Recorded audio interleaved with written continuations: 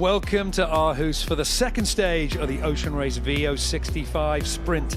It's been 4 months since our fleet of world-class sailors have been part of the race, but here in this harbour city on the east coast of Denmark, the fans have been welcoming our team to the Ocean Life Park, and today wishing them farewell as they begin stage 2, a 600-mile race over the top of Denmark to the shores of Norway and then down to the Hague and the finish line. Joining me for commentary today is renowned round-the-world sailor Dee Kafari, and Dee, it looks set to be a pretty good start. Yeah, the conditions are pretty good. There's enough wind to get them moving, and these sailors are absolutely champing at the bit to get going. It's been a while. They can't wait to start this next leg. Well, let's take a little bit of a look at those conditions out there on the racetrack at the moment. And as you can see from the helicopter image, it's looking certainly sunny, but the breeze is there as well, and that's the most important thing. Right now, we are in a state of good sea breeze, and fingers crossed that holds for the next hour to get these boats out and off onto their journey around Europe and into that finish line that's waiting for them in a few days' time. Well, let's take a look at our teams and our runners and riders here in the Ocean Race VO65 Sprint. And first up, Wind Whisper Racing Team, skippered by experienced Spanish ocean racer Pablo Arate, a veteran of 4 editions of the Ocean Race, and he has an exciting squad of young, skilled sailors with him on board for this leg. Next, the core of Team Yayo is made up of 5 Dutch under-30 sailors, including skipper Jelmer van Beek at 28 years of age. They have Olympic medalist Martin Kirketerp joining them for the last 2 stages of this cup. Our next team has been forged from a fierce determination to put Austria on the map for offshore sailing. In search of a home port, they were welcomed in Geneva in 2021, where they have formed a partnership and now race under the name Austrian Ocean Racing, powered by Team Geneva. Viva Mexico is led by Mexican yachtsman Eric Brockman, a past J70 world champion, and he's on a mission to grow the popularity of sailing in his home country and has set his sights on skippering the first Mexican entry in the race since Mexico won the first edition of the Ocean Race in 1973. Racing in the final 2 legs of the Ocean Race VO65 Sprint is the Danish-flagged Mirpuri Trifork Racing Team. They are skippered by renowned ocean racer Roberto Bermudez de Castro and feature Ocean Race legend Bauer Becking as part of their incredibly strong and skilled lineup. There are our teams, but what about the scoreboard? Well, we have 1 stage complete, and the VO65 leaderboard doesn't have more than a single point between them, with Wind Whisperer Racing Team sitting on top of the race. Dee, talk us through the course that's going to begin this second stage. Well, it's that familiar course that we're used to now, the square just outside Aarhus Harbour. The boats are going to start off going through that start line, try to hit it at maximum speed. Round mark 1 and 2, it's all a left-hand turn. They've got a tactical jibe. They go along the reach to the tack, through the start line, then on for a second lap, again going round the corners. They go through the start line, then between marks 1 and 2 for the leaving gate, off on leg 6. Well, that's what it looks like from above on the virtual eye, but what does it look like for our sailors? Well, our helicopter was out there and pulled away from the committee boat to head out for a full lap of the course, and you can see how quickly those first turning marks come into view for our 5 VO65 teams. It's all about those left turns, as you were saying, Dee, and from here, on that first mark, it's then the short downwind leg. A quick jibe and another left-hand turn, and then you're on to the long reach on the bottom of the course, where it's all going to be about adjusting to the breeze and building as much boat speed as you can before you start approaching the other end. More left-hand turns to make, but this time it's going to be bringing you onto an upwind course with 1 tack between the last 2 white buoys, and if everything's gone well and you've built up a strong lead, you're going to be rounding that next white mark, turning left and approaching that finish line to close up that first lap in first place. 10 seconds. Well, here is the scene at the start line as we are getting ready to start the 5-minute countdown. 3, 2, 1, now. 1 minute to protection signal. Well, the 5-minute countdown has begun, and the boats are now getting themselves ready. Dee, it always feels like 5 minutes is quite a long time for a sailboat race at this point. I mean, but those 5 minutes, every second of it, it is crucial right from this point. It is, and you get yourself into a little routine of what you want to do. They will have already pinged the ends of the start line, so they can then have the software telling them the time on distance and when they want to cross that start line. So it's a procedure, and it looks like there's a lot of standing around, but it's just waiting for those crucial manoeuvres at those certain times as we count down. And Wind Whisper, this is the boat that's really been dominating here. I mean, they've won every import race. They won the first stage from Alicante to Cabo Verde. They really have been performing absolutely right to their limit and setting the pace for the other teams. They are the ones to catch. They dominated in the import race, kind of following on from where they started this Sprint Cup way back in Alicante when they left. And everybody is gunning for them. So actually, they're the ones that've got to avoid making the mistakes. A few spectator boats out in the water once the VO65s get themselves onto the course. There is a cordoned area where the spectators get to be close to the action, but hopefully not too close as we go on board with Team Yayo now. Again, that similar thing, everybody in the cockpit, those handles, Dee, they are going to be turning very fast in a few minutes' time.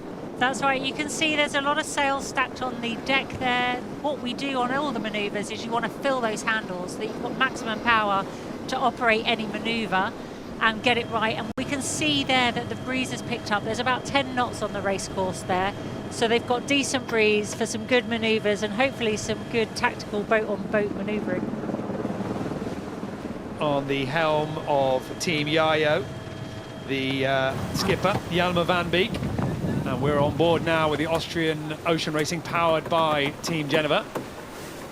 And this team here, I mean, this team was founded by two under, I think I'm right in saying the two under 23-year-olds. I mean, this is a project that is, I mean, it's almost like it's been punching above its weight for a long time. And it was absolutely built on just the passion to get into this race by hook or by crook. And here they are, ready to take on the second stage. Yeah, I actually even did some sailing with these guys when they were going through their trial systems, and actually I was really impressed at the way they went about things, the atmosphere they created on board, and how relaxed they were for this position of responsibility where you've got all these people's lives in your hands and you've got a whole boat to coordinate. They've got a lot of young blood, but as you say, an awful lot of passion, and they'll be wanting to really make a difference. They had a great finish of 3rd place into the Cape Verdes. So they're looking to build on that, but there is some tough competition on the water now between the Volvo 65s. And there's just a good view there of the start line area. You've got the committee boat down on the bottom right-hand side, and then the white and blue buoy about midway on your screen on the right-hand side. That's the start line, and the area that we can see are 5 VO65 circling, positioning, that game of chess that's taking place on the water right now. They are lining themselves up for that start, getting themselves into that final approach. Dee, interesting here, a little bit of a difference in head sail choice. Mirpuri Trifort Racing Team on the left-hand side, already with their big masthead sail out. There's some choices there between a small head sail for manoeuvrability, and then they deploy something big as they go for the start line. And those that are slightly further back, like Mirpuri Trifort Racing Team here that we can see, they went for the bigger sail because they were further back, so they've probably got a bit more confidence on their time and distance. We saw on the import race on Sunday they weren't that aggressive, so we were hoping for that to change today.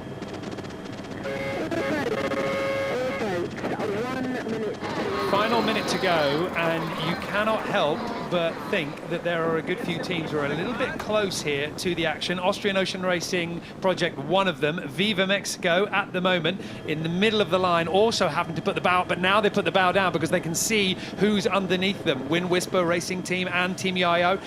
And Mirpuri Trifort Racing Team coming in with power now, but they've got to find a way through. Remember here, it's so important. The boat at the top of the screen, the boat to leeward, is the one with the rights. If they want to turn up, they can slow up the entire fleet. But it's risky being down there because the wind is hitting the other boats first. 20 seconds to go here. And now, look at this. Mirpuri Trifort Racing Team thinks they have seen a gap. They've already got their masthead sail out. They've already got the power with them, and they are pushing now to sail clear through underneath Austrian Ocean Racing powered by Team Geneva. And as the gun fires, Wind Whisper Racing Team with a strong start at the pin. Mirpuri Trifort Racing Team getting that time on distance pretty good, and Team Yayo coming off that line well. Dee, I mean, 3 very different approaches to that start line. Really different approaches and all hit the line running, and again it was Wind Whisper on that downwind, but we can see them bearing away there round that start mark. I guess Wind Whisper Racing Team has been called over the line. I mean, it looked to me like they got the perfect start, but the perfect start means that you were right on the edge. So they were a little bit too close. Bill O'Hara and the race control team down there getting the best view. So they have called Wind Whisper Racing Team over the line. But I mean, a masthead code 0 here on Austrian Ocean Racing powered by Team Geneva Furling. They're going into a turn. This could be a spin here. This could be a penalty turn. I don't think that they are going back to the line here. Watch that bow. If they continue to turn to the left, it's a penalty spin. They did get very close to Mirpuri Trifork Racing Team, and it is a penalty turn here for this team. I'm guessing what happened was Mirpuri Trifork Racing Team, you can see on the virtual eye graphic, very close together. And as we were saying, the team to leeward does have more rights on their side here. So clearly, Austrian Ocean Racing powered by Team Geneva getting on the wrong side of it. Must have been close there. I mean, it's not simple that you can just come into leeward and barge, but look there, that was the view of the gun firing, and the Polish team just over the line. It must have only been a metre or two. So what could have potentially been a perfect start is now putting them on the back foot. Now, let me at this point just bring in our third commentator. We've got Mark Towle here with us in the commentary box. Mark, obviously you've been doing 2 laps of the planet on the VO65. That was quite the start here, but strong beginnings for Team Yayo. Quite the start, and definitely a strong start for Team Yayo. You can see 3 of the crew members up there on the bow working on the J1. They were the only team to use the J1 off the starting line and then deployed the masthead 0. It's a big decision whether you do that or you use the J2, which it looked like a number of the other teams did. You get more speed with the J1, but then conversely you need to have multiple crew members up there getting that sail under control. So big decision. It looks like it's worked out for them so far. Worked out very nicely right now, but of course they're going to be feeling the presence of Mirpuri Trifork Racing Team to windward behind, and if we get maybe 1 or 2 boat lengths to the advantage of Mirpuri Trifork Racing Team, then suddenly the breeze in Team Yayo sails is going to be feeling very soft here. D, a lot of work on the bow here. For this course though, anything that they stack, they're going to have to move pretty quickly. That's right, we've got a crew of 10 though, and they're ready for action. These guys are poised, wanting the action. It's super close on that front line up there of Team Yayo and Mirpuri Trifork Racing Team. But hot on the heels is actually Team Mexico, and they're really going to want to hang in there because these were the ones that were clean across that start line, and they're coming up to the first mark of that left-hand turn, which will be a bear away, and then that critical timing of the right drive to get the ley line into that second corner. This is going to be close, though, for the very first turn. I mean, right now, the advantage, obviously, with Team Yayo. The view on board right now, you can see how much their crew has been pushed that way up to windward. It's going to be extra work, but right now, Mark, it's going to be extra speed. They need it. Yeah, they've got a strong leeward position there. The key for them is to make sure they stay bow out and keep their air clear until they get to the mark. I anticipate Mirpuri Racing Team being right on the transom of Team Yayo in this first mark, so it will be a really close run. And another thing to keep an eye out for is Team Yayo had a number of sails stacked on the high side there. Let's see if they bring those to the other side for the long reach going the other way. And of course, let's not also ignore the fact that Viva Mexico is right there. And for Eric Brockman and the Mexican team in third place D, you're looking ahead and you're seeing a battle for first and second. You're rubbing your hands at this point. You're thinking, yeah, you guys lock horns. I'll slip past. Well, that's what he'd be hoping. We know he's got a match racing reputation and background. We saw him defend his position on Sunday in the import race. So he's hoping that these 2 front runners will distract each other and he can then sail really efficiently around the course and make up ground.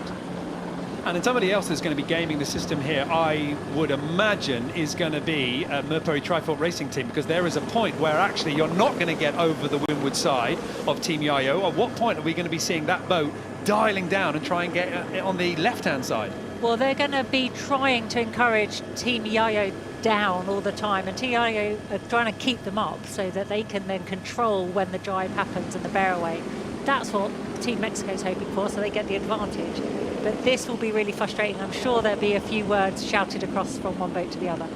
You're absolutely right. If Viva Mexico weren't there, Mirpuri Trifork Racing Team would be doing a very different course. Roberto Bermuda de Castro, the skipper of Mirpuri Trifork Racing Team right now, is going a little bit more on the defense against Viva Mexico, but he's not hurting them in terms of speed compared to them and Team Yayo. But of course, Mark, we've got that left-hand turn coming up. Yeah, we've got this left-hand turn coming up, and you can see the team starting to get ready for their bear away. I actually saw in the pre-race, it looked like Chuni was trimming the mainsail, so they may have a different helmsman on board for the leg start here today. But regardless, I'm sure they're keeping the boat fast and pushing as hard as they can. That strong windward position now for Mirpuri Trifork Racing Team. You can start to see a little bit of movement. The crew starting coming in now because they realize that next moment that's going to require all their attention, all their physical energy as well, is going to be the left-hand turn. We are just about to see that first mark come into view for all three teams now. The big question is going to be keeping the speed, keeping the momentum. They are going to drop power as they turn down. Mirpuri Trifork Racing Team first to bear away. Can they swing their bows? Are they going to try and get on the left-hand side, the inside of Team Yayo ahead? Right now, it's nose to tail. Mirpuri Trifork Racing Team now turning left. They're going to try and line themselves up here. Team Yayo answering the challenge here, Dee. They have really pushed that boat down. They have, and as you saw the teams bear away there, you saw the crew members on the bow moving the sails across. So they're moving them across the foredeck from one side to the other. So they're anticipating the weight in the right place on the reach on the way back. You can also see the bowman on Team Yayo holding up the weather sheet, making sure that the trimmers in the back of the boat know that everything's clear on the bow to jibe, making sure that the next maneuver is going to be nice and crisp. The front two VO65s at the moment, both dagger boards on those front two boats all the way up behind Viva Mexico, not so much. They're focusing on the maneuver. That is what Team Yayo is now able to do. The sheet's getting set up here. Dee, there's a lot to do. I know there's only two sails to change side. A lot to do on a VO65 at this point. This is a critical maneuver now. You want to jibe this big code zero they've got. You've got to jibe the main across, and you've got to change the runners. So we've got all six handles full, and we've got people. The cleanest maneuver here is going to win the gains. We talk a lot about the different jibing maneuvers there. You saw Team Yayo with the pull around jibe and Mirpuri with the furl jibe. Let's see which one was the gainer. With those two boats at the back now, we have got Wind Whisper Racing Team. They have recovered some way after having to go back to the start, and then obviously behind them Austrian Ocean Racing powered by Team Geneva after doing those two penalty turns to clear their rule infringement. That's fourth and that's fifth. Meanwhile, ahead of the Polish team, ahead of the Red Hull, is that battle for first place with those first three boats. Now those jibes completed, we are still in the 1, 2, 3, the order that we had going into those jibes. Team Yayo now need a sharp turn, and Dee, I mean, my money's on the fact that Team Yayo are going to come out of this next mark pretty high and straight away on the defence. That's right, they want to close, so there's no option for Mirpuri Trifork Racing to get above them. And also, let's not forget, now they're going to accelerate ahead of the other boats, so the gain is to the person in front. A good rounding there for Team Yayo. I mean, it's not a particularly complicated corner, just the sails coming in. Mirpuri Trifork Racing Team behind them, but still some grinding needs to be done to get those sails set. You can see the crews, once they clear everything, a little bit of a look behind just to check, have we lost 1 metre, 2 metres? But if I was that crew there, I'd be looking to get those leeward sails to the high side. What are they doing? They're taking it easy. I completely agree with you, Dee. It's having done this race twice now, whenever you see sails on the leeward side, it makes you cringe a little bit. Well, it's interesting that at the moment that hasn't been the priority for anybody right now. Clearly they need to be listening to you guys. You've both done 2 laps of the planet with the VO65 and plenty of import races to boot, but we're going to have to see where they've got it. Team Yayo certainly on the bow at the moment looks to be a little bit more settled. They seem to have that weight up forward. Mirpuri Trifork Racing Team looking strong at the moment in second place. This is the drag race right now. And on the drag race from the start, it was definitely Mirpuri Trifork Racing Team that was looking strong. They seem to have a little bit of a speed edge. But, I mean, Dee, for me, I was amazed at how much Viva Mexico managed to put pressure on the front two teams. They did close down really quickly, and that should give the boat confidence now on this next reaching leg that they can make gains when they're reaching. But, you know, this sails to leeward business is really frustrating me now. Mark and I have spotted it. If anything, you want to split the sails if you're not going to move them so that you're even on both reaches. But, you know, they're sat on the rail, which means that they could actually just lift them across. Interesting work here on Wind Whisper Racing Team, because, of course, we've just seen there a J2, I think, just getting furled there on the inside. I mean, Mark, you know, Wind Whisper Racing Team, they seem to be not very happy about being in fourth and they want to close down. Yeah, it looked like they actually held their J2 as a staysail through that first reach once they went back through the line and then down the run as well. And it's really helped them close down some of the distance. And another thing that's going to help them is that helicopter shot. You can see how much the first 3 boats have sailed a high course to the next turning mark, and that's really great for fourth and fifth, wanting to sail a much straighter, much smoother line, closing down on those front three. So if these front three are fighting it out, duking it out in the water and having to be defensive, luffing each other higher the rum line, then things might work out. As we go to the virtual eye here, we can see whether they are pointing at that mark at this point. They're now coming down back onto that course, but behind them the big question is how much of a curve have they sailed? Well, right now, first, second and third, still the same from Mark 1. But D, I mean, I think it's a really good warning here for any of these boats, Team Yayo in particular, that the other teams are ready to absolutely snap on their heels if they make a mistake.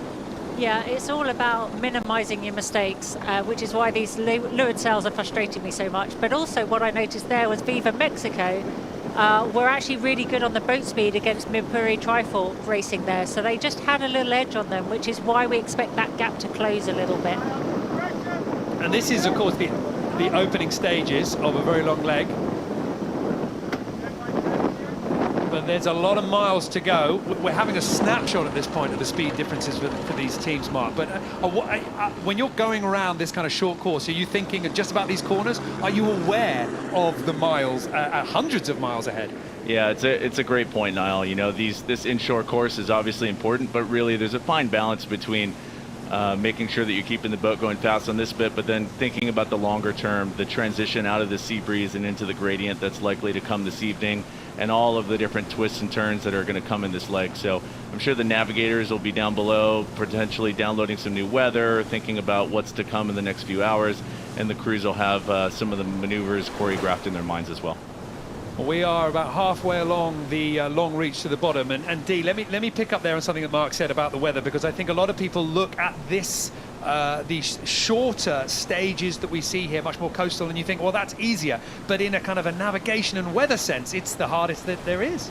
This next leg is probably one of the most technical legs that they've got on this race to date. And I think, you know, it's exciting going across oceans and going for speed and sprints and navigating weather systems. But this is all about a coastal race. This is about taking transitions, getting the right sail change at the right time, deciding whether you've got a acceleration or a transition to go through and getting through cleanly. So it's really hard on the navigators with the islands and the obstacles they've got to watch. There's a lot of traffic, there's a lot of sandbanks, there's a lot of wind farms. It really is not a leg to get much sleep on.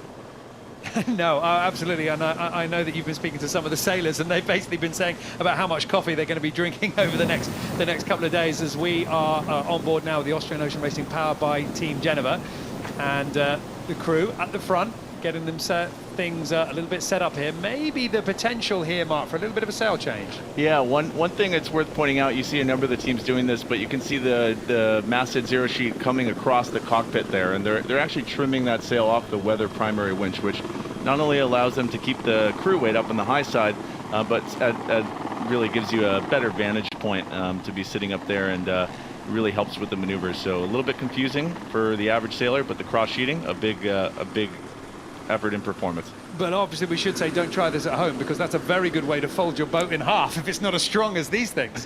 Sure. Yeah, and it you know, the spinnaker sheets end up being really long. We saw in a previous shot one of the crew, you know, backtailing the sheet, making sure that it's going to run smoothly. And actually we just see the J1 going up here on Team Yayo, so looks like they'll be using that sail to go upwind. We saw off the start they were the only ones using the J1. All the other teams had J2s, and so this could end up being a gain for them on the upwind leg here. I'm just kind of sort of surprised here, Dee, by the amount of sail changes, the sort of different approaches. It's not as if all of our VO65s have just gone, look, you know, let's just conserve energy on this section of the course, we'll save it for the offshore. They've gone for it. Absolutely. I mean, you've got 10 crew and they are champing at the bit to show what they can do. And there is a lot of options, which is why you think, God, have we got the right option? But also, you don't want to be the ones not doing the sail change. At 11, 12 knots, which is what we're seeing on the race course now, it's just at the top end of the range of the Code Zero that they're on reaching. So they've got to come upwind now at this mark. They'll be sheeting on, and they'll be coming up closer to the wind as we round this mark and then doing a critical tack. So the J1 will be much more efficient, which is why we're seeing the Code Zeros flapping and they will start to be furled. It's a very late furl, if indeed it is a furl, on Team Yayo. At the moment, I can't see, well, it's just started to furl at the bottom. That is an incredibly late furl there. They're going to need to work pretty hard to get it out of the way here. All the time it's flogging. That is slowing them down, but they have got their J1 there. There's a lot of work now. I mean, Mark, I've got to say, do you think that's late? Do you think that was deliberate? It's definitely aggressive. You can see the guy on the leeward side actually trimming on the J1 by hand while all 6 people on the pedestals are furling up that masthead 0. It's a bold maneuver. And compare that, the difference with Mirpuri Trifort Racing Team, absolutely smooth and already with that smaller sail trimmed in, ready for the upwind. Behind them, we have got Viva Mexico, again, with a very different approach here. We've got no sail out right now for upwind. I mean, but there we go. There's the late deployment. I mean, D, right now, I mean, you guys, I think the last lap of the planet you guys did were pretty much sailing the same way by the end of the finish. For this edition, with the VO65s, they're kind of rewriting it constantly, every corner. That looked to me of a bit of confusion of communication, a bit of confusion of timing as they approach the mark. So we've got Mirpuri now going for an early tack with that J2. They were very smooth because they had a furling J2 ready to go. The J1's going to be a big attack when Yayo goes with that. And Team Mexico seemed to be a bit indecisive and kind of went with nothing until they eventually got there. And it looks like Team Wind Whisperer actually just going to go upwind with the masthead 0. So we've got 4 boats with 4 different approaches. Nice to see some action on this square course, which for a lot of these races has been basically the same sail all the way around. And on each of these boats, we have got experts. We have got very skilled, experienced sailors. And it's amazing to see those different approaches. As you say, the makeup of the teams might be a little bit differently. Maybe they're playing a little bit to their strengths here. But let's see exactly what's happening at the top of the course here, because Team Yayo was leading at the bottom. As you guys were saying, it was Mirpuri Trifort Racing Team breaking away. They're out of view to the right-hand side. And they have elected to do 2 tacks on this short upwind section. It doesn't seem like it's going to give them any gain at all. In fact, I would say it's going to give them a loss. So Team Yayo set to round the top of the course and close out those final stages of lap 1 in the lead. Behind them, Viva Mexico. Now we can see Mirpuri Trifort Racing Team coming in here. Are they going to tack in front and tack clean of Viva Mexico? It's going to be a nice smooth tack that they're going to need here. They go above the line of Viva Mexico, but if anything, I'd say Viva Mexico are slow here. I think that they have tacked very, very, very slow here, and they're on a bit of a rough ley line here. Surprised to see that code 0 being unfurled here. D, you know, it doesn't look from this camera angle that Viva Mexico's got a lot of speed here. I would say Mirpuri Trifort Racing Team got away with those 2 extra tacks. Yeah, they were lucky. An extra tack is not normally something you want to do. That's normally going to put you behind. But Team Mexico were very late then to transition back to their code 0, whereas Yayo had it straight out of the tack onto that code 0. Well, the other question is how much have Viva Mexico lost here? Because, of course, out of view on the left-hand side, we've got Wind Whisper Racing Team, the red hull. They have gone a very different route to the top of the course. They sailed far out to the left-hand side. It looks like Viva Mexico are going to come round still in 3rd place, but how much distance has the Polish team closed down here? Speed seems to be the order of the day. Speed and clean maneuvers, absolutely. And we didn't get to see the tack on Team Yayo, but it looks like they've had a massive gain out of that maneuver. And I imagine if they had the J1 rounding the leeward mark on port and then did a tack peel to the masthead 0, then they were able to get that sail, that big sail out and accelerate with that leading into the final bit of that upwind and onto the reach. And it looks like that's really been a big gain for them. It's amazing to think that Viva Mexico has just been able to find that little bit of speed when they needed it there, D. It looked to me like Wind Whisper Racing Team were going to be able to put the bow down. Viva Mexico electing to sail much tighter to the wind, and it's lost them boat lengths, but right now they are pretty much, I would say, they've got as much ground between them and Wind Whisper Racing Team as we can see here, and the boat in front. So for now, Wind Whisper Racing Team still in 4th place, but Pablo Arate, the skipper, doing a great job of closing up. And D, this is the first time I think we've seen the red hull, the Polish team, Pablo Arate's Wind Whisper Racing Team, back in the pack. Well, it is, and it's really interesting the way they went for minimal movement, so they didn't do any sail changes. They stayed with the code 0, very confident that they could load it up and they would sheet it correctly. But that very simple, clean manoeuvre gave them the time and the opportunity to catch up some of that ground that they'd lost. Not enough for what they'd like, but there's still 800 miles of this leg to go. And for Team Yayo out in the lead, now you're starting to think, Yes, we are now stretching out a little bit. You guys behind can start worrying about each other. Yeah, Team Yayo's really done a nice job here. I'd like to see them come around the top, have a nice, clean bear away, call a nice ley line into that leeward mark, and really continue to stretch their legs. Another thing to pay attention to on these reaching legs with the VO65s is the height of the leeward dagger board. That really makes a big difference in the overall performance of the boat. Too much dagger board down and you've got too much grip, the boat ends up tripping over itself, and too little and you end up slipping sideways. So getting that balance right on a reach like this is really key to optimum speed. Well, we're about halfway through that top reach, so we've got a little bit of a time here for me to ask you, Mark. I mean, your old boat, you know, is out there in this fleet, but I wonder, when you hand it over, when the keys change to a new owner, does the manual change as well? Do you hand over those tips? Yeah, we handed over the boat to the Austrian team, and yeah, as you said earlier, just a really energetic, motivated group of young guys. It was, you know, a bit emotional after sailing around the world for 2 times to see the boat go into different hands, but I can't commend them enough for what they've been able to put together. Beyond this event, they've been doing a number of other races, including the Middle Sea race, the Caribbean circuit, so they've really been racing hard and doing a nice job with their project. Well, they did have to take 2 penalty turns at the start, but they are closing down that distance. I mean, right now they are maybe 100, 150 meters behind Wind Whisper Racing Team, who again are closing down as well. And you can see on Team Yayo, the crew looking out to windward, trying to see the transitions in that breeze. Indeed, you know, it's not just about a little bit more power, a little bit more breeze, and then that translates to power. You've got to adjust the sails to actually make it work. That's right, especially on a reach. It's really critical there that what you want to do is you want the helm to be turning the rudder as little as possible. Every time he turns that big barn door underneath the boat, it's acting as a brake. So you want him to drive as straight as possible, so you call the gusts and you call the pressure in so that the trimmers can adjust the sails and ease to accommodate that extra pressure. And if they can do that effectively, they sail in a straight line and they accelerate each time rather than fall over and slow down. We've got somebody going up the rig here on Yayo. This is exciting.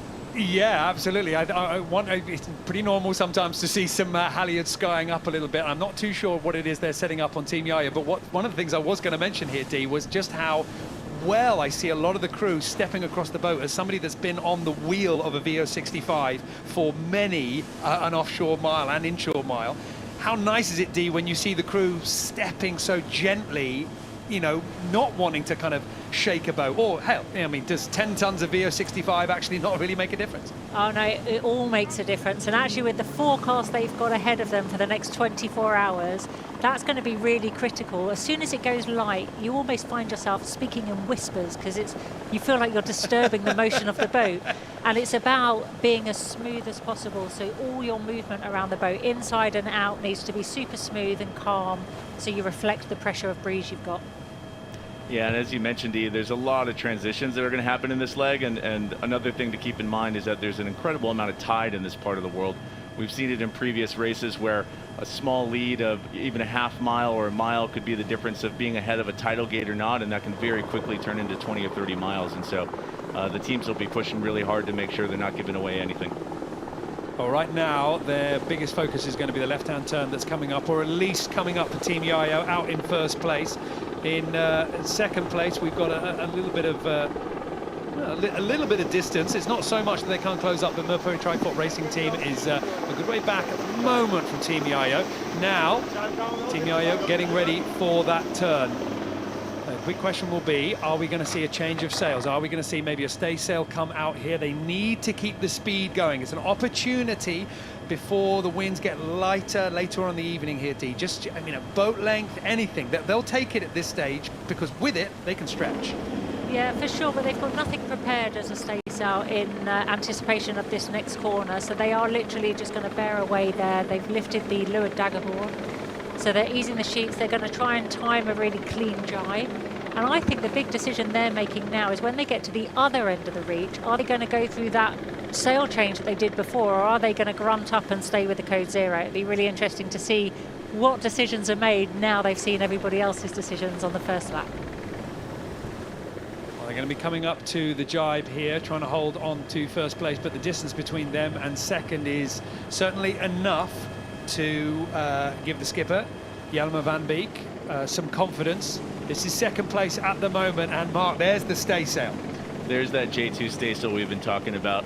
And again, I think from their perspective here, they're really just trying to claw back as many inches and as many yards as they can, trying to minimize that distance and give themselves the best chance to pounce back into first place. D, a lovely jibe here from T. Yaya. Beautifully timed, it seemed to me, on that masthead code 0. It looked very smooth, and it's always a risk when you go for a blow through, just in case something gets caught. But it's less effort on the grinders. They don't have to grind it all in and then sheet it all back out again. So it's that balance, but they clearly have practiced that, and they were very confident, and that was their manoeuvre of choice in these conditions. Like every good sailing manoeuvre, it looks easy when it does go well. So first place still with Team Yayo, then Midbury Trifort Racing Team. Third place, Viva Mexico right now, and it looks like they're just trying to get a couple of degrees down just to see if they can get to the left-hand side of the line of Midbury Trifort Racing Team. That's where so much damage has been done in the past on those jives, but I don't think they're going to be able to do it here. Midbury Trifort Racing Team have held low. Question is, can Wind Whisper Racing Team do some damage now with those two boats ahead having a little bit of a fight? Yeah, that looks like a gain to my eye on the Wind Whisper in terms of reducing the amount of distance between Viva Mexico and them. And if they continue to pull off clean maneuvers, I wouldn't be surprised if it's even shorter when we get to the leaving mark. It was incredible there with Mexico. They actually had a J2 ready to go, but they didn't deploy it as a stay sail. They've waited till they jibed, and I just think that they've missed a trick there. Well, right now, I was wondering whether Wind Whisper Racing Team had an opportunity to try and jibe and try and rotate onto the windward side of Viva Mexico, but they haven't taken it, so they're obviously just going to take one or two boat lengths that they have claimed so far and try and stay on the stern of Viva Mexico as we watch the Austrian Ocean Racing powered by Team Geneva come round. I mean, both these two boats, I mean, we're talking about now Wind Whisper and the Austrian Ocean Racing powered by Team Geneva being in that closing down stages, but I mean, D, at the start, one of them was over and one of them was spinning on the spot. Well, yeah, I mean, being over, you know, they say that 1 in 8 starts that you do, you should be over, otherwise you're not trying hard enough. And we know that they've dominated that start line in every time we've seen them race. So it's quite nice to know that he is fallible at some point. Pablo definitely has the pin locked down, and I wasn't surprised to see him down there again. It looked like he was just a little bit bold on his time on distance. I mean, it really did come down to meters, didn't it? I mean, to the point where, let's be honest, as a sailor, sometimes you just think, you know, the race officer was plain wrong. You know, it was that close. But no one's got a better view than Bill O'Hara on that race control boat as we watch the Austrian Ocean Racing. Just a little bit shy of the perfect timing for that masthead code 0, but they managed to grunt it through, pull it round without any painful twists in the top of that code 0. But you can see that distance starting to open up again there. They have jibed possibly just a little bit early. They're coming down to that bottom of the course on a little bit of a deep reach. Meanwhile, second, third and fourth, Midbury Trifort Racing Team late to get that masthead sail in, Mark. Yeah, they've also got their staysail out, so that could potentially be impacting the trim of the masthead sail. It looks like the two boats behind with no staysail. So it'll be really interesting to see which is the better combination here. It looks like the breeze is about the same velocity, and the staysail was a gainer in the past, but with that big sail under trimmed, they could be giving away some distance. Indeed, just talk us through it here, because you've been on the back of the VO65. Having that staysail up, do you think there's a chance that somebody just isn't able to see the front edge, the luff of that code 0? Especially because they're using the J2 as their staysail, so it's actually it's located quite far forwards compared to a J3, and as a trimmer you lose sight of that top bit that we can see luffing from the off the boat images. And what you need is somebody to go forwards of the shrouds and actually look from the front of the boat and call it for the trimmer. As soon as you put a staysail in, you've got to have extra eyes for the trimmer to help them with that, getting a good sail trim. And as we're on board with the Austrian Ocean Racing powered by Team Geneva, you can see, I mean, essentially what the crew at the back of the boat sees is not an awful lot of that sail behind the main, forward and off to the leeward side of the bow. But look at how close Wind Whisper Racing Team have really got on the heels here of Viva Mexico, Mark. Yeah, they're really closing up the distance, and I think we're going to have another exciting upwind beat here as they go around Mark 3. In the last beat, we saw 4 boats with 4 different upwind sail combinations, and this one I'm sure will be just as exciting. D, just at this point here, I'm just wondering, we are seeing some incredible images from the helicopter. What's it like, though, when you're on that boat and you're worried about the breeze, and then suddenly a helicopter flies past your mast that close? It's not only the interference of the breeze and the pressure and any downdraft that the helicopter creates, it's also the noise. If you're communicating as a group of 10 and you've got somebody on the bow and you're at the back of the boat and you're trying to get that communication and the breeze and the ribs, but when a helicopter gets involved as well, you've got to go to hand signals, and that can be some of the instances and issues that some of the boats have sometimes, is where the communication hasn't been clean. And D, on Team Yayo, a little bit of work here on the bow. What's that, J1, I think, getting ready to go? So this is them making that final decision. Yeah, that's right. He was unzipping there where they've trapped it down in the sail bag, so it's ready to go up. Now, last time when they got to this Windward Mark 3, they transferred onto the J1 and they furled their code 0, and then when they did the tack, they dropped their J1 and deployed onto their code 0. And so it'd be interesting to see if they go for the same maneuver because they feel it worked for them. Yeah, it'd be great to actually, if we could get a heli shot on that tack. I think that's a really powerful maneuver. If you have a nice slow tack as the helmsman, what you allow that to do is the crew can deploy the masthead 0 with relative ease, and you can drop the J1. If you do it perfectly, the whole thing happens essentially with minimal loss, and it's quite a nice choreographed move.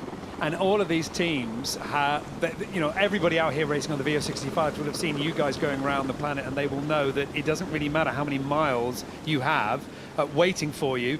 It will come down to boat lengths. It certainly has in the past. I mean, we have seen races concluded in the edition that you guys were racing in that were, I mean, 20 seconds between boats. So it's, at one level, it's crazy that they're worried about boat lengths now, but D, at another time, they are going to pinch themselves, kick themselves, if the race comes down to these boat lengths at the finish. Absolutely, and I think now, you know, credit to Wind Whisper, they've closed in so much that Eric Brockman's having to look over his shoulder on Viva Mexico to actually see where the pressure is.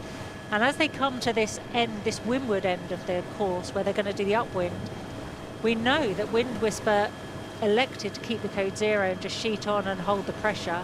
And Viva Mexico did not have a good rounding at that end, being without sails and onto a J2. So they're going to have to make some different decisions, I think, this time. This is a little bit subtle, but potentially worth pointing out. It looks to my eye that the Wind Whisper bow is just a little bit more in the water than the other boats. And I wonder if they've got their stack, not just the sails, but all the gear, all the extra food, a little bit further forward down below. And that'll be helping them get the back of the boat, the really wide part of the boat, out of the water, reducing that wetted surface and probably giving them a slight boat speed edge. They've certainly got a little bit of a something working towards them, because they really have closed down here to Viva Mexico, as you guys were saying. Eric Brockman is on the defense now. I mean, the thing that you should be seeing behind them is the mark, but it's not. It's a long way down to the left-hand side, because those three teams have had to sail really high, each of them defending against the charge of the other behind. That has helped Team Yayo here in first place. They have been able to pull out a few extra boat lengths here. But D, now we can see that sail change here, one up inside the other as the next turning mark comes into view. And they've gone for that furl super early there. Last time we commented that it was quite late. This time, with no pressure from behind for them, they've gone for it a lot earlier, so they'll be cleaner on the upwind. They'll be able to get that J1 in without somebody having to top handle it. They can actually have some grinders on it, which would be pleasant for the trimmer. This is also a little bit subtle, but because the speed is so short, it's likely that they'll leave this masthead 0 in the air. But what they will need to do is let the tack off to put more of the load onto that J1. And from the pitman's perspective, which was my job a lot of the times on these boats, there's a lot going on. Not only do you have the tack lines, you've got the jib halyard, but you've also got the dagger boards likely going down right now. The J1's got to come in, so there's a lot of things to manage. You can see on the leeward side there, someone just easing off that halyard. And plenty going on, even though it looks smooth from the outside. It's definitely the last time that you should be asking, okay, what have we got to do in this maneuver? You know, you need to have learned it and committed it to your brain long before those moments where the handles start turning. So first place looks pretty secure here. Team Yayo out of shot to the right-hand side. They got one more left-hand turn, but coming up next in second place, Mirpuri Trifort Racing Team is feeling a little bit of pressure behind. They were able to defend, keep Viva Mexico in third, but Wind Whisper Racing Team in fourth place is pretty close here. We can see a similar here, a nice comfortable furl here, but D, a different sail choice again. That's right, the slightly smaller J2 that's on the furling position, just slightly behind where the J1 is. So it's a smaller area than the sail that Team Yayo's gone with. but it makes it super clean and easy for them. But I think this will be slow. But in their mind, the next team behind them was Viva Mexico, who's on the same sail plan as them. Wind Whisper is the issue now for all of them. Well, now we come up to the turn. Third place, Viva Mexico and Eric Brockman keeping that big masthead code 0 in the air, trimming it on to power him upwind. He's going to be right on the limit in terms of wind speed. And the question will be, Wind Whisper Racing Team behind, turning right on the heels. What does Pablo Arate do here? We call that turn that Eric did a trimmer's turn there. He basically luffed the boat up, which not only from a positional standpoint makes sure that Wind Whisper is not going to be able to get inside them, but it also makes it a lot easier for the grinders to get that big sail into that upwind position.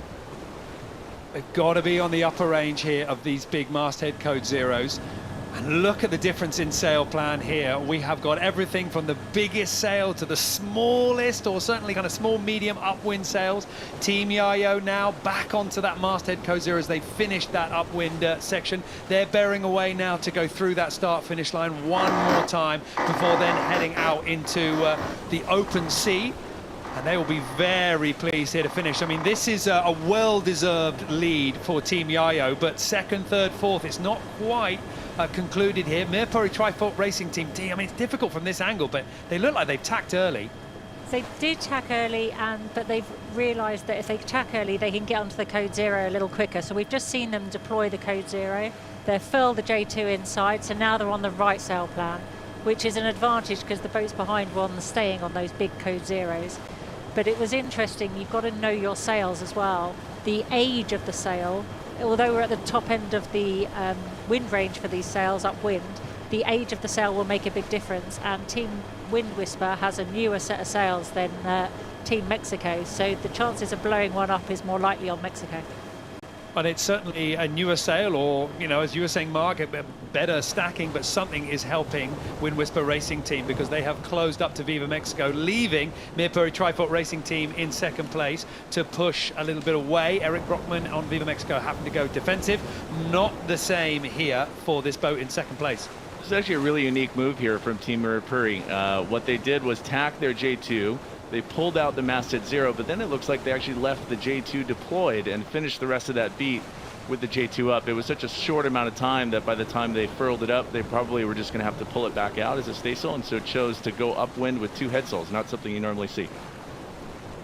Well, behind them, Wind Whisper Racing Team is right on the stern here of Viva Mexico. Eric Brockman will be very happy now to round that last mark, and it turns into that reach again, harder for the boats behind to try and find a way round. So first place, Team Yayo, last time through the start-finish line, and then Mirpuri Trifault Racing Team Viva Mexico in third, Wind Whisper Racing Team in fourth, and the Austrian Ocean Racing powered by Team Geneva out of shot at the moment in fifth place.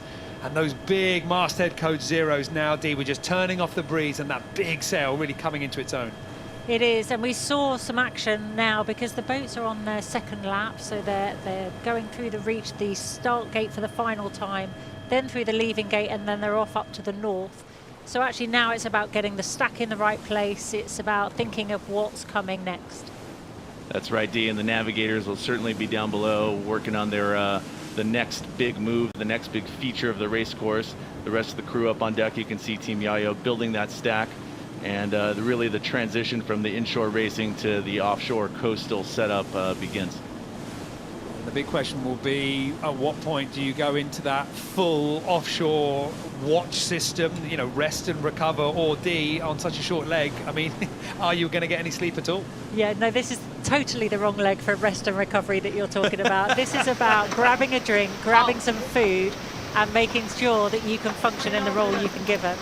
It's going to be really busy, and with the transitions they've got ahead, it's about having eyes out the boat. So they need to be super vigilant on what's going on around them, on the other boats, on the water ahead, and on any other kind of random cruising boats that you see. They're a really good indicator of what's coming up for them.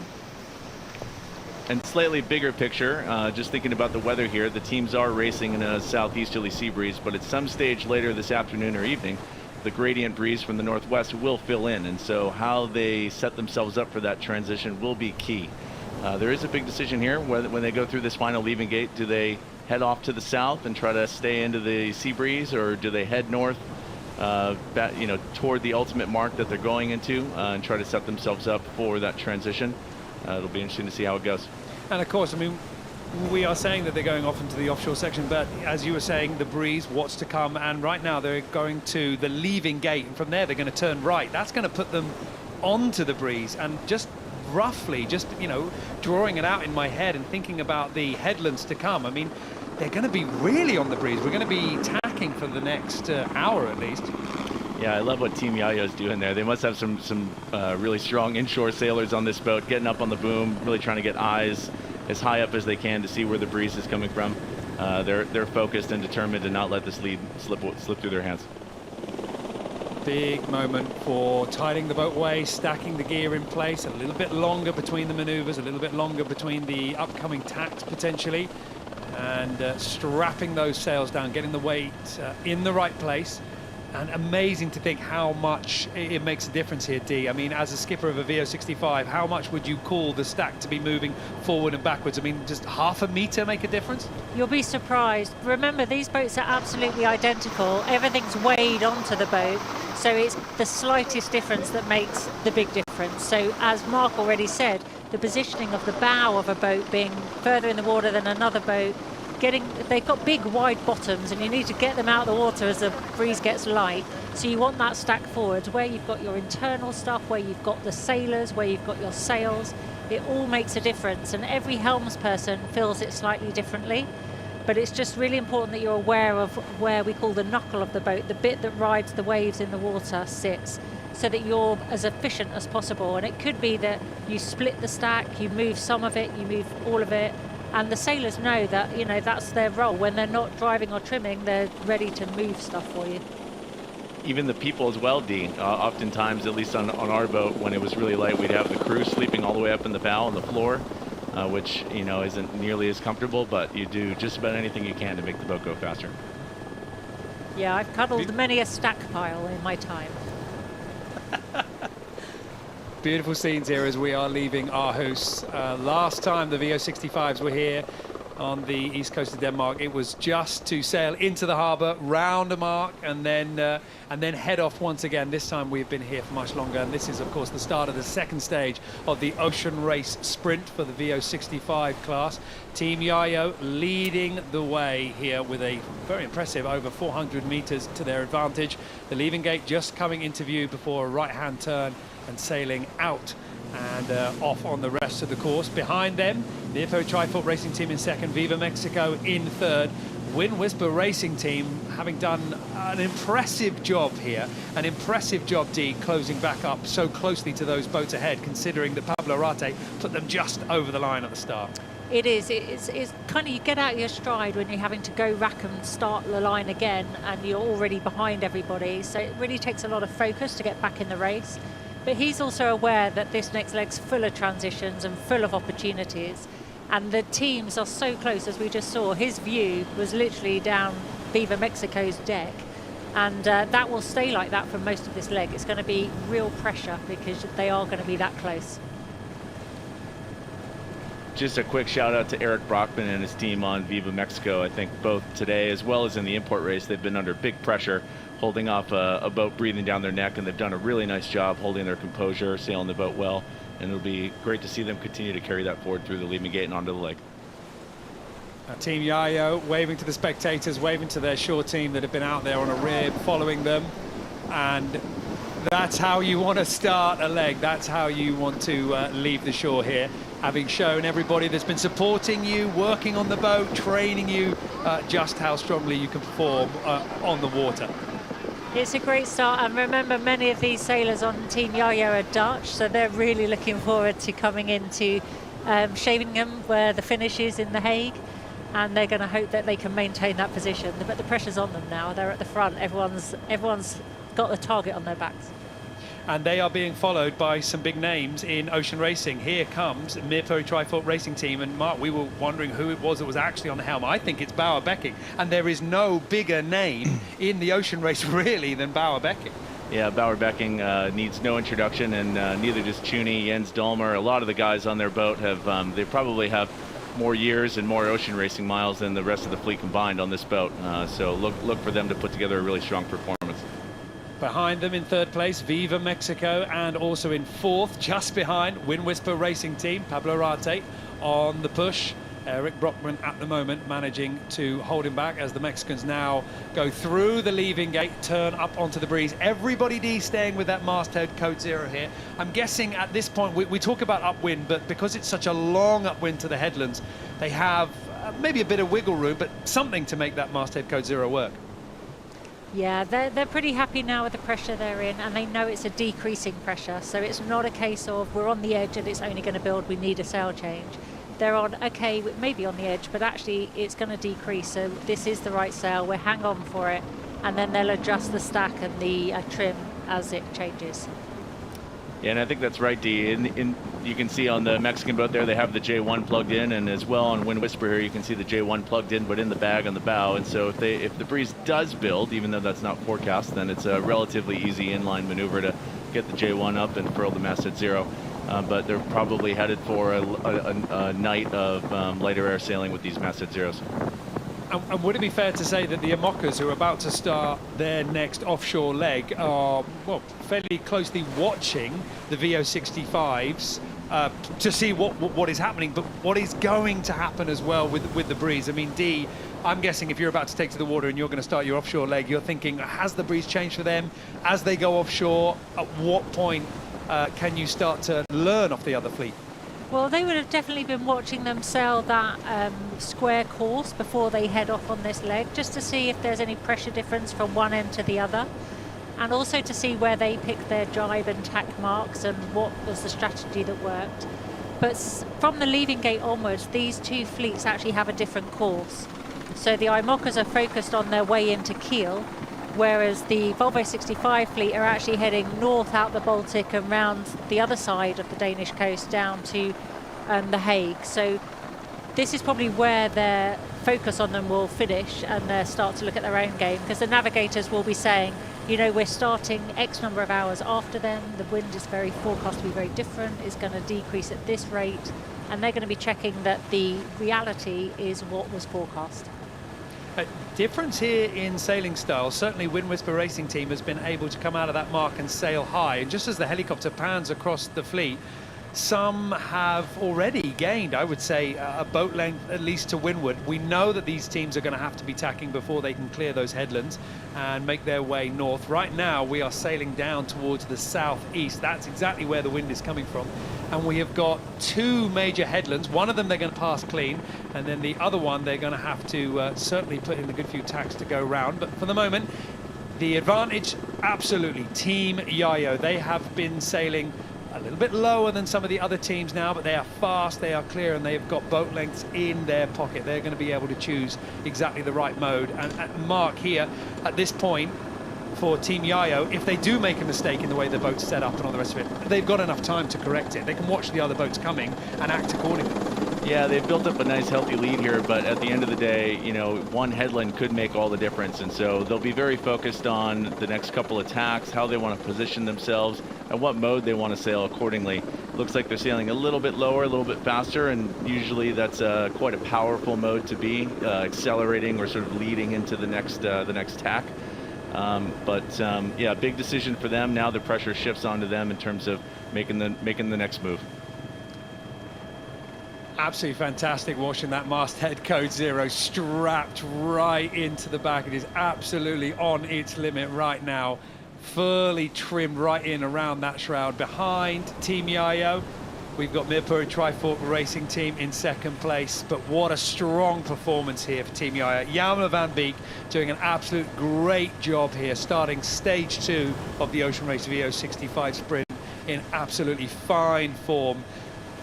Obviously, Wind Whisper Racing Team, the team that has been dominating this edition of the race so far, is back in fourth place at the moment, and that's going to be a good opportunity for any of the teams wanting to make a name for themselves and get the top spot.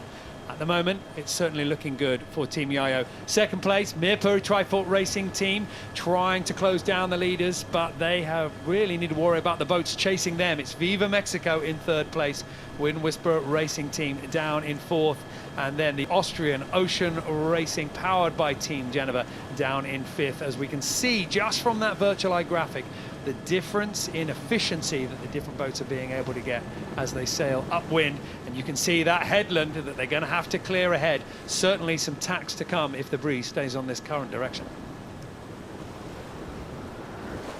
Well, some great racing here in Aarhus, an absolutely great start to stage 2. We've been waiting to see whether that breeze is going to soften. At the moment, it's been holding. Fingers crossed it keeps these boats pretty powered up. But we can see the current standings at the moment here in Aarhus as the boats get themselves underway. Team Yayo in the lead, Mirpuri Trifort Racing Team in 2nd place, with Viva Mexico in 3rd, Wind Whisper Racing Team in 4th place, and the Austrian Ocean Racing, powered by Team Geneva, their team down in 5th place, nearly a kilometre behind the leaders.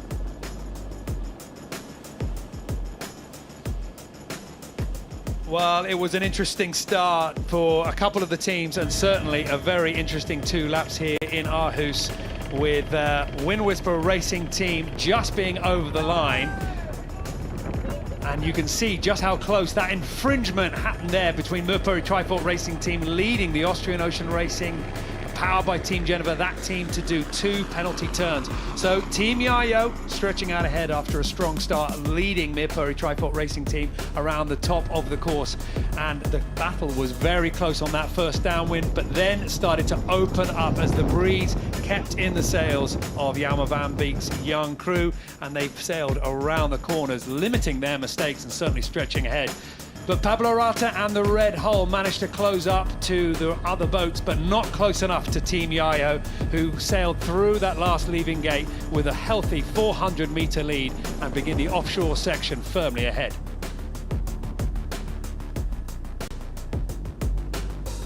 Well, some great racing here. My thanks to Dee Kafari and Mark Tao for joining me for commentary. The VO65s are now underway on the 2nd stage of the Ocean Race VO65 Sprint. And we are going to have to wait to see whether Team Yayo can hold this lead or the other teams manage to catch them.